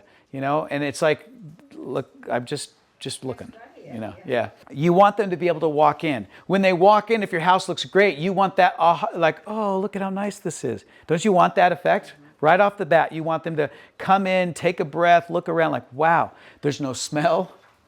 It's not cluttered. It looks nice in here. I'm excited already. I've already looked through pictures. I've already seen the video. I've gone through the neighborhood and I see all these signs. They're impressed all the way through. That's what you want from them. Whether they're a neighbor or even an agent. I love it when I have agents say, whoa, I can't believe what you've done. I actually attract for our coaching program agents when they come to our open houses because they're like, this is crazy how cool this is, how good this is, right? So then they come into the house, it opens up. What do I want them to do first? What's the thing I would really like them to do? Sign up. Yeah, you want them to sign up. Do they want to sign up? No, so they don't. How many of you never get any signatures, right? Or, them to sign up. Or if you do, it's Mickey Mouse or something like that, right? So this is what I want. What's thinking about them first is I want them to be super impressed with the house and get excited about touring the house because that's what they want. You always think about what they want first. So I want them to put shoe covers on. Why should they put shoe covers on? Respect for the home, because it's going to be their home, right? Or when we sell their home, that's how we protect their home. It really goes to the self-interest. I hope you understand how important this is. Always put other people's needs and wants before your own. Always. If you know how to do that, not as a manipulation, but as a true, sincere effort, right? You'll find that more doors will open, more people will respect you and want to be a part of what you have to offer. Right? So you think about it from their perspective. They are going to respect your home. They're excited to look through it. Putting on shoe covers, it makes sense. So you want them to sit down to do it. Have you ever tried to put shoe covers on standing up? Have you ever seen people try to do that? And they're, So you need to have seating somewhere. Try not to do it right in the entry. If you've got like here in Utah, we all have these, visiting teacher rooms, they call them. Or, you know what I'm talking about? Yeah. The little rooms in the front of the house that have no other meaning besides, I don't know. The parlor, right? So they go into this room. When I have those, you want to have seating in there and the shoe covers on. So you need to have a big sign when they walk in. Please put on shoe covers, right? I don't want them to take off their shoes. I tell them, don't take off your shoes. If you have to, you can put that on your sign. Why don't you want them to take off their shoes? Because we want them to go outside. Nelly, you want to go inside? 30 feet older. Yeah, smell and clutter. What are the two things we're trying to do to keep this house? Smell and clutter. You don't want to walk in and see all these shoes laying all over the place, right? And you don't want there to be that smell. So I want them to put shoe covers on. So I have a big sign there that says, please, like here it says, take off your shoes. We're going to have this updated by next time because I'm going to invite you to an open house. Hopefully you come because I'm going to show you what it's like to do an open house like this. We have a house that we're getting ready right now. You have to drive it to Eagle Mountain. Hopefully that's all right for you to do that. But we'll show you what it's like. We're even inviting all the neighbors to come ahead of time. So because they've had so many people ask about what we're doing to the house, they were like, I want to redo my house and update it and stuff like that. So we're inviting all of them to come in. Can you imagine having 50, 60 neighbors there right before the open house alongside all the people that come? So we're trying to create a whole lot of momentum towards that open house, and it creates more business from that. So they sit down and they put their shoe covers on. So you need to have some sort of seating. We have a bench that we bring, and we have a sign, and we have a little box. There are two of them, one for the used ones and one's for the new shoe covers, right? They sit down. Guess where you're going to talk to them? Right there. When they're sitting down. And I can't tell you how important this is. I look to these two because they know the way people think and how to interact with them. I know I'm a red, and a lot of times I'm very aggressive and maybe when I'm there, but when people are sitting down, they're not coming into the house and they think of you as an obstacle to get in the house. You're in their way. They're now sitting down putting shoe covers on. You're in a dominant position and they're in a subordinate position. And when that happens and they're taking their time to put the shoe covers on and you go and introduce yourself at that time, they are going to be less likely to feel intruded upon. Does that make sense? And so you can actually talk to people. Hi, welcome. Thanks for coming. You know, does that make sense? I will shake a lot of hands. Sometimes, you know, fist bump, whatever people feel comfortable with. If I know them, hugs, whatever it is, right? So they sit down and I'm like, hey, I want to find out what kind of person they are when it comes to maybe color, as I need to figure that out. But I also want to find out if they are one of three different types of people. Looky-loos, we call them neighbors. What's the other? Unrepresented buyers and represented buyers. Those are the three types of people that are going to come into your house. So I want to determine which of those three that they are. So when they sit down, if I recognize there's an agent there, and a lot of times they'll have their name tag on, right? How many of you can spot an agent a mile away, right? So I see the agent, they're there with their clients, and if they're there with clients, I won't even really look at the client, I just look at the agent. Like, hey, how's it going? Did you bring your clients? And I'll even say that, like I'll point to them, but I'm still looking at the agent. You know why I take the focus off the clients? So they don't feel like I'm intruding, right, on that. And thanks for coming to the open house. So glad that you're here. Then I tell them, this is the best way to show service over sales, is to tell them what the next step in your process is. If you have a process and you explain the process, then it helps them to feel like you're helping them get to what that next step is that you've pre-thought, that's intentional about what they should do. So what I want them to do is from this station is to go into the next station, which is where, I'll show you in a second where that is. It's in the kitchen or what's there, but I'm going to tell them what they're going to get from that. So I tell the agent, like, oh, I'm so glad you came. Thanks for bringing your clients. Some information that we've left for you about the property. So we printed out the MLS sheet. I tell the agent that. We printed out the MLS sheet, and I'll explain that in just a second, all that piece of it. And then I tell them that when you register, and you don't have to register your clients, we're going to send you the 3D tour of this property. We're going to give you floor plans of the property, because we do floor plans with the 3D tour. And then we also did an interview with the neighbor and did a video tour of this property. But the interview with the neighbor kind of explains what's so great about living in the neighborhood. And then if you sign up, then you can send that to your clients if you want it. Do you think those type of things would be interesting to have? Yeah, so that's why they sign up. They don't sign up because I want them to sign up, because if I do it for that reason, then what's in their mind? That I'm going to market to them. Yes? So do you leave the floor plans off of the listing? Huh? Yeah, the Matterport does floor plans for you. Did you know that? Yeah, so that's where I get it from. They're really good floor plans, by the way. So I could, if I have time, I'll show you what those look like, but they come from the Matterport. That's what I'm doing, is I'm letting the agent know to go ahead and register. Now, I have added something for those that have been through this class. There's one thing I'm doing differently now. I have my phone and they have their phone, right?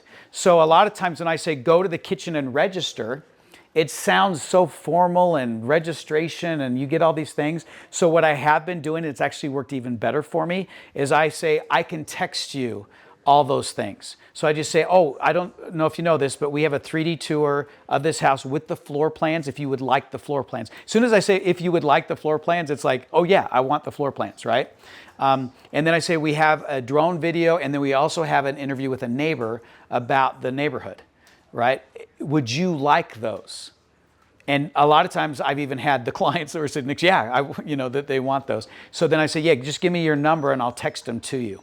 And so I do that, is I'll text them to that, but I actually add them to my database, which does it for me.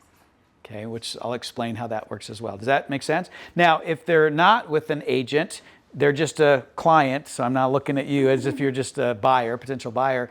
I'll look at them and say, hey, my name is Mike. I'm the listing agent for this house. So excited that you came. Thanks for putting on the shoe covers in the kitchen. And then I'll explain.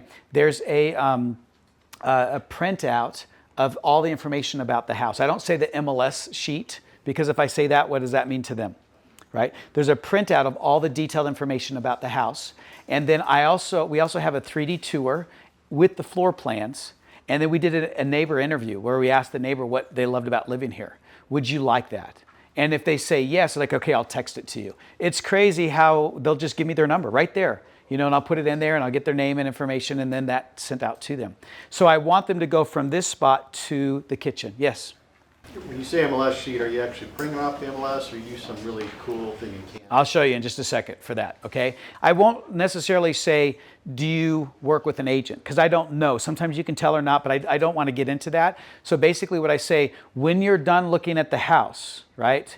If you want to make an offer on the house or if you want more information, just come and ask me. So please, there's a clipboard up there on the table with that sheet. Write all your notes, all your questions, and bring it back to me. And then I can help you either put an offer on the house or kind of decide if you want this one or another one. And this is what I always tell them. I specialize in this area. Now, if they're looking at a house in this area, where they probably, if they don't buy this house, they're probably going to buy in the area. You just told them, I specialize in this area. If you want a house in this area, I can help you find it. Is it believable when I say that instead of a sales message? Yeah. Why is it believable? No pressure. Professional house looks so good. Because the house looks good, because they probably saw my ads coming to the house. They definitely saw my signs coming into the house. They see this place where they sit down and put shoe covers on. Do you see how every touch, every step along the way does what? It shows value and professionalism that they probably haven't seen before to that level. So they're thinking about how you can help them, even if this isn't the house. They may even be a neighbor or a looky-loo that's thinking about getting theirs sold, and they want all this. So you want to kind of impress on that. Now, if you have a looky-loo and you find out that they are, like they're sitting there and like, hey, how did you hear about the open? Oh, I live just down the street. Oh, that's awesome. The Johnsons are going to be so excited that you came. And I tried to do this. I had to kind of force myself to do this with enthusiasm so it didn't seem weird. But I actually do a selfie with them. I know the selfie thing sounds crazy. I had to learn from my daughter how to do selfies without seeming weird about it. But like, oh, they're going to be so excited that you came. Can I take a picture with you? And I literally don't even give them a chance to say no.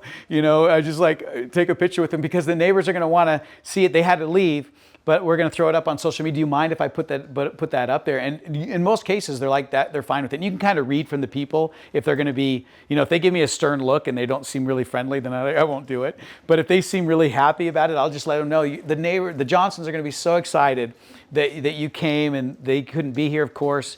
And then, we go through that. And I try to take a selfie of them. I take a lot of pictures, and then I post those up onto social media, which I'll share with you in a sec. So those are the three types of people that come into the property that you're going to want to try to get a gauge for, I guess, of who they are and what they might be interested in. Does that make sense? Okay. Now you go into the kitchen, and we're going to update these pictures too, but here's what I recommend that you have in the kitchen. You either do it on the table or the island, or a countertop, wherever it makes sense in there. But you want this showstopper. You want them to go into the kitchen with their shoe covers on. They're going to walk that direction, right? And you want them to stop. And this is what you put in the kitchen or on this, on this table or whatever. One is you print out the MLS sheet. So print that out as it comes from the MLS. Is, in my opinion, the best thing that the MLS does is provide critical information about the properties that you don't get anywhere else.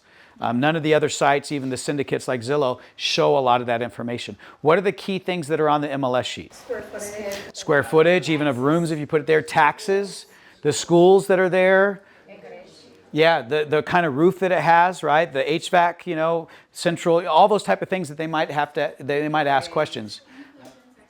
Inclusions, exclusions, stuff like that. All that is on that sheet. So I print out that sheet, and then on the back side of the sheet, if you have, and we have templates for you in Canva if you want, you can print out your listing, your open house sheet. How many of you have an open house sheet that you print out and nobody takes them?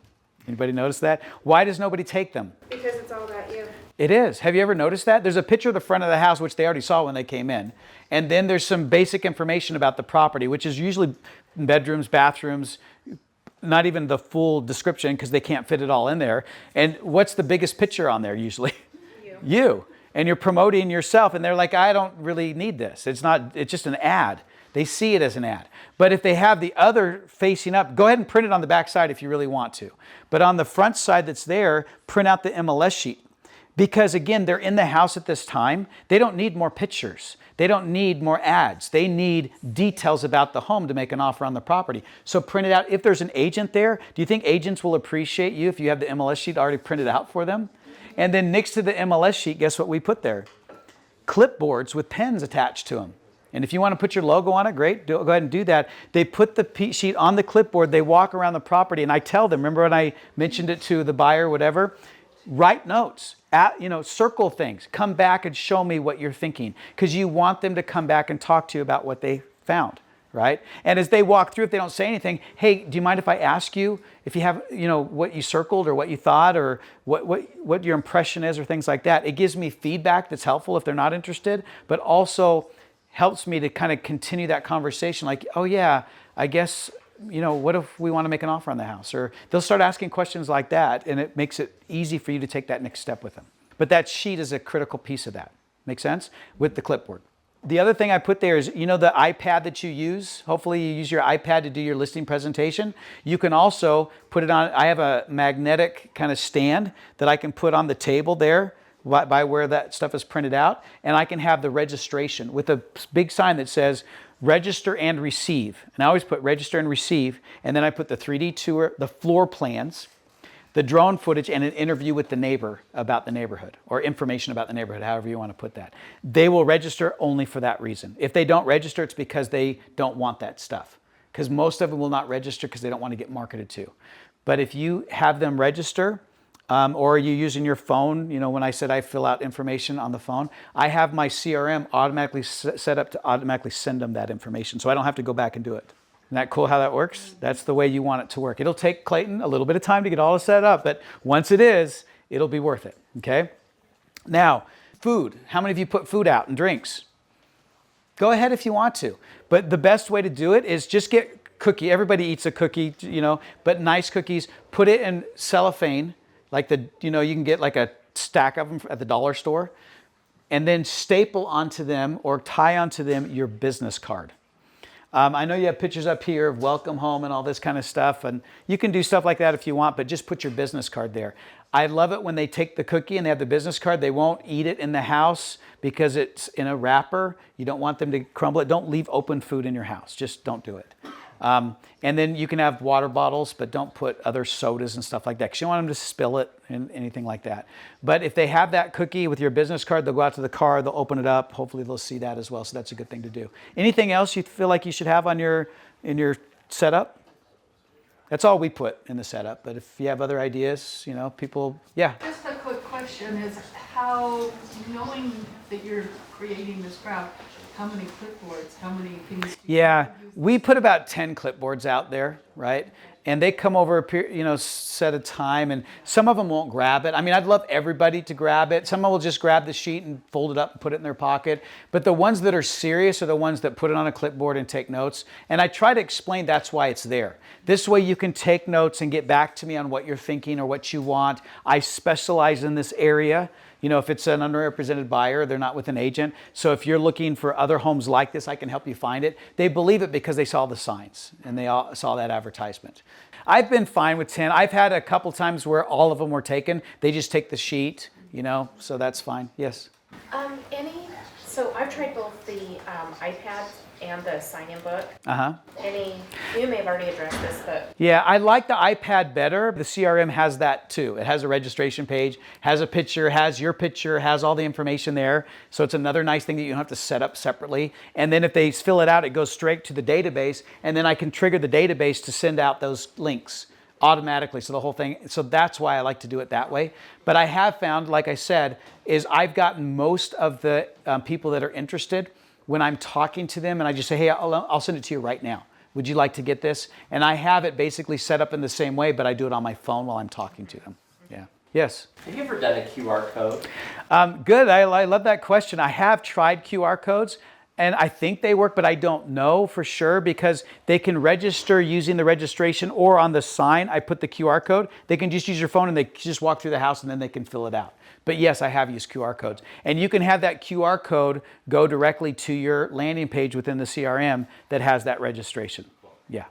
Okay. I actually really like using QR codes and stuff, but I've had several houses where I've done open houses and it doesn't work just because the internet is really slow. So people have a hard time actually loading the. Well, they're using their phone service. So if their phone service isn't great there, that's true. That could happen that way. But they don't have to rely on any Wi-Fi in the home. It's not Wi-Fi, Yeah. It's the cellular service, yeah. So yeah, if you know that the cell service in that particular area, like you can look at your phone, isn't great. Most of the cell phone companies I've noticed now are pretty much even with their coverage. It seems like you didn't used to be that way, so you can kind of tell. So that would be a good indicator. Yeah. On the QR codes, is there a place on the CRM to make that? No, so we integrated the CRM with Canva, and Canva has a QR code generator. You just put in, when you do a search for assets on Canva, just put QR code, and as soon as you do, it'll have a QR code generator. And you can put it right on your sheet that you print out, if you're going to put it in there. Or I'll copy and paste that to put it on the sign that I do, or create the sign in Canva. Let's get to the open house itself. If I've invited through Eventbrite, which I do, I haven't done it as much lately just because of time, but when I do the Eventbrite, especially for my bigger homes, I'll invite people before the open house, right? And they can do a VIP tour before the open house. With this one, I'm going to do that, so you can see how that works. But when I have people come before the open house, I'll open up the door and they're all coming in, which is kind of cool to see that before the 11 o'clock hour. So I invite them at 10:30. So that's part of what we'll do. That you'll see on that, it's the VIP tour. And then the key thing is to do a Facebook Live or an Instagram Live video right before the open house, okay? Or as the open house is starting, if you want to do it that way. I'm taking lots of pictures and doing lots of video during the course of the open house, which I want you to do. Be careful not to take pictures or video of people unless they give you permission, right? If you're doing a neighbor face, a neighbor selfie or something like that, you're going to say, do you mind if I put this up on Facebook or Instagram? But how many of you have done a Facebook or Instagram Live before? You ever done that? It's just a little blue button that you can click on your profile. So if you bring up Facebook or Instagram, there's a little blue icon that looks like a video. Do that. Now, if you're going to do the video, it only should be about 30 seconds long. It's not going to be that long. And it's a live video, so you don't have the ability to edit it or anything like that. Don't be fretful of how that is going to come out, because you always have an SOP, right? You're not talking about yourself. You're not promoting anything other than just saying, I'm here at this house. So give the address. I'm here at such and such an address for today's grand open house. Right? That's how I start the video, and I show it myself, or you have a selfie stick, you can do it that way. And then what I do is I walk outside. You can't miss it. Just follow the signs, and then I show the signs. You see the sign in the front yard that says, open house, and all the signs that come in, you can't miss it. And then I go back in. Basically, you're just giving them instructions. How many of you feel like if you're going to do a video with instructions and you know exactly what that is, that's easy? It's hard when you're trying to promote something. You ever notice that? So I'm just giving instructions. So come to the open, you can't miss it. Just come up the street and you can follow the signs. When you come in, just come on in so they see the sign on the door. So I actually go through the process of what I want them to do. Just open the door. When you come in, please make sure you put shoe covers on. We want to keep this house really nice. Look at how nice it looks in here. And then once you've got your shoe covers on and as you start to tour the house, we've printed out for you in the kitchen the listing sheet that has all the detailed information about the home. We've also have floor plans and a drone video, and we even did a neighbor interview. So if you put your information in, we'll send you all that information, and then just enjoy your time coming through this house. Can't wait to see you, and that's it. That's all you're going to do.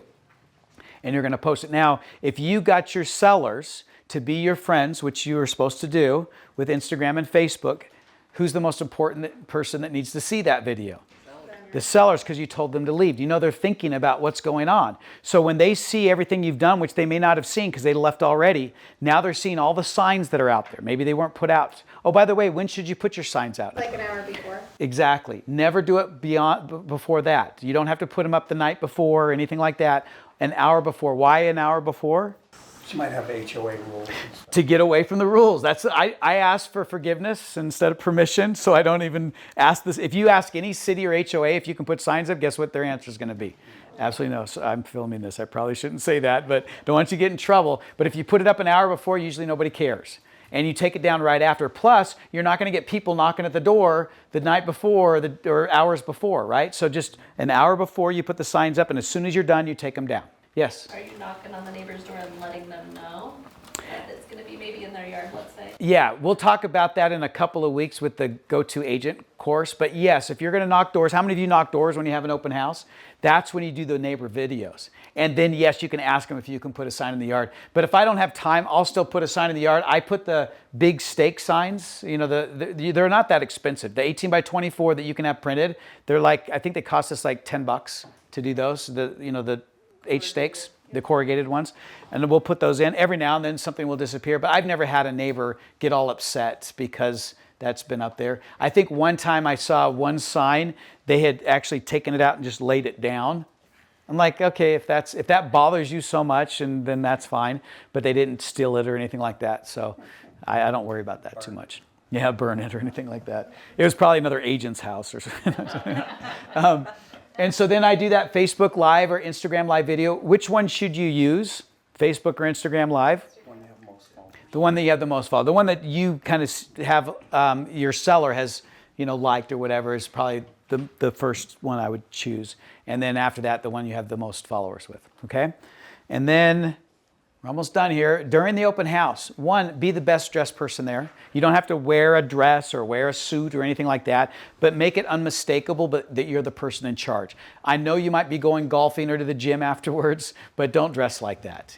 Dress like people know that you're the person that they need to talk to. And I love when Sherry, you wear a name tag. I see you all the time. You're not an agent, of course. You're one of the loan officers, but she wears that, and it helps people know who she is and by name. You know how important names are? Like Bill's got his on. How important is a name? Really important. It's very. Have you ever read the book How to Win Friends and Influence People by Dale Carnegie? And he's got a few versions. What's the most important word in any language?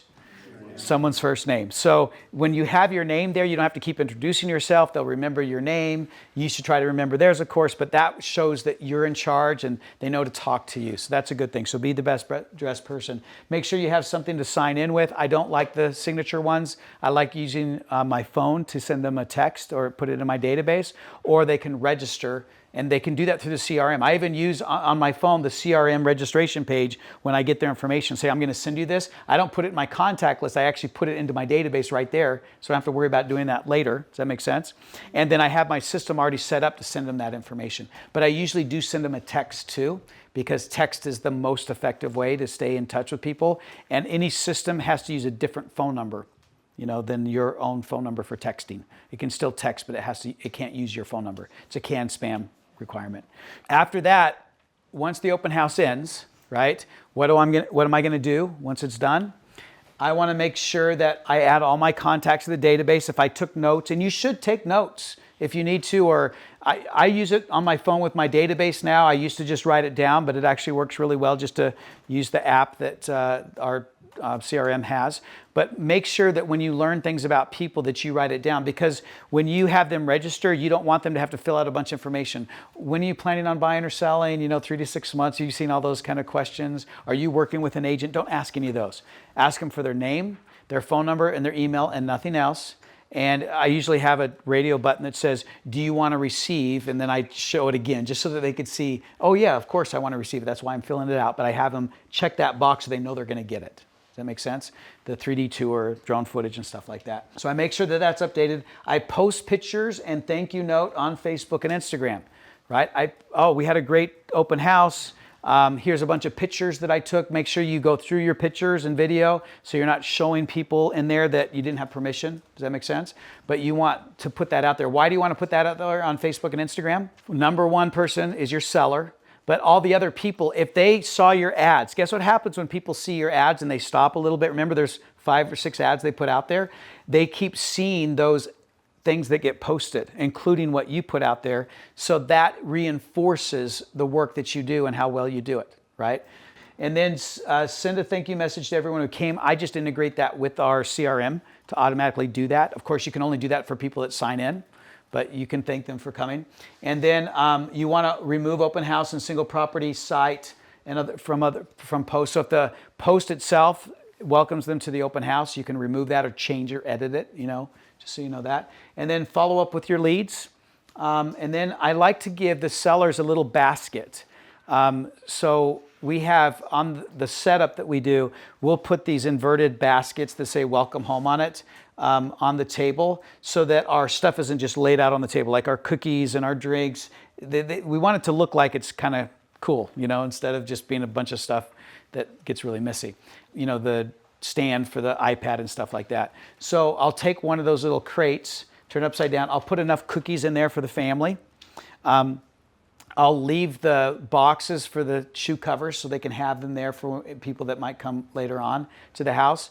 And then I'll put a handwritten note. So I bring a card or something, and it doesn't matter if it's branded for you or something else, but I'll put a card. Thank you so much for letting us have the grand open house. And then I'll put in there in that note an idea of what it was like. Because what's the first thing your clients want to know? How many people showed up? What did they say? So I put that in there, but I handwrite it. We don't do enough physical stuff anymore. It's all digital. So it's kind of nice to put that handwritten code. It's so nice to have this open house. We had a lot of people show up. You can put a number if you want in there. I even had a couple people that mentioned that they're going to submit an offer. Whatever you feel comfortable putting in there, write it in there. And then I know this sounds crazy. I haven't done it for a while, so I hate to say it because I haven't practiced what I preached in this way. But I used to have a printer. I just haven't bought the ink for it. Those portable printers, have you ever seen those that do the 4x6s?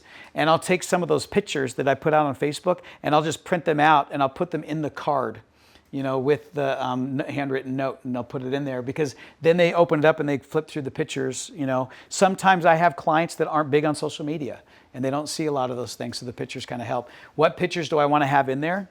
The pictures of the front with all the signs, because they might not see that if they come back later. And then the stations, the 2 stations where they put on the shoe covers and where the whole station is set up, I'll take a picture of that. And then as people walk through the house, as long as I'm not showing their face, I'll take those pictures as well.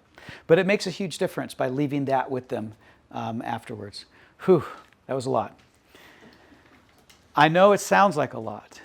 You're running a business that needs to showcase a value that is worth the 3% that they're paying. Number one, they're paying you 30 grand in a lot of cases, $20,000 to $30,000 to sell their house. Now you might not see it all because you have splits and you have commissions that you have to pay, you know, or splits, I guess, to your broker or to teammates or something like that. They don't know that. All they know, especially if they're seller, is that it's not $20,000 or $30,000. It's double that. Why is it double that? Because the buyer's side, and you've had to convince them that it's worth their, you know, in their interest. You have to be careful how you say it nowadays, but you still are kind of letting them know that that is something they might have to pay. Is that a lot of money? When's the last time you spent $30,000, $40,000, $50,000? At one stop. At one stop, exactly. You expected something incredible from it. The grand open house is part of the showcase of that. The signs are part of that, you know, that you do. The advertising that you did. When I tell them that I spend a couple $1,000s to advertise, and I do, by the way, it cost me $900 just to get all the videography and photography. Then I spend the rest of that money on the advertisements. If I'm not willing to spend that kind of money to make $20,000, $30,000, what does that tell my clients? You're in it for the money. I'm in it for the money, and I'm not going to give back much out of it, right? So be open with what you're doing, not just in terms of the labor that you do, which is a lot and it's worth it, but let them see those things that are tangible evidence of your value. And I'm telling you, the last 4 classes, or the last 3 classes that I've taught, from the listing presentation to the staging and flipping to the listing advertising, and this one, the grand open house, those all constitute a value that's so evident to them that when they pay that amount of money, they're not only excited about it, they're telling other people. Just like I showed you that text today that came from my client, he's going to pay altogether, basically to us, because we got both sides of the deal, he's going to pay us, I think it's around $40,000. That is a lot of money, you know, to sell his property. And he's telling other people how excited he is about it. That does not happen when people pay a lot of money and can't understand why they had to pay that much money. Got it? You excited about where we're going? So please don't get overwhelmed. Contact us and let us set you up with a CRM that does a lot of this stuff for you. If you don't, fine, but you have to figure it out, because the way things are now, especially now that we've entered into a new era of real estate, I think, where interest rates aren't going to come down, at least not to where it was before, where there's a lot of agents trying to make money out there, a lot of you trying to get the business, and there's not a lot of inventory. If you can't distinguish your offering in such a way that they can see it, feel it, understand it in a way that's beyond just, oh, I got to pay a broker fee. And I understand that is part of the truth. Like you said, Cheryl, you know, putting it in that context. It's not my fault. It's no, I'm not saying it that way. It's a business, right? But people still want to understand, what does that business have to do with my profit if I can't understand it beyond just the fact that I have to pay it? That's what drives people to low discount offerings and to flat fees and to FSBO. It drives them to that because they're trying to avoid a business cost when they don't understand why they have to pay it in that way. So this is what distinguishes you from that effort. You do have to put the pieces together. You do have to deliver on it. But isn't that what you expect from the businesses you buy from? If you're going to pay money, don't you want to understand why you had to pay that much money? And if you have a choice between one business and another, and this business for the same price is giving you a lot more, which one are you going to choose? Okay, so be that agent. We'll help you to do it. Have a wonderful week. Next week, we are going to be out. We're not going to be here, right? So, oh, thanks. Yeah, come up and... So next... Are you extending it 1 week? Yes, we are. So we're going to be out of town next week for a conference. So the following week we'll start again, and that's going to be the ultimate home buyer consultation. If you want to now take everything that we're going to teach you from the listing side, but put it into the context of a buyer agent services and get them to sign, and how easy it is to get them to sign when it's kind of hard right now, we'll show you how to do that in the class in 2 weeks. Okay. Perfect. Okay.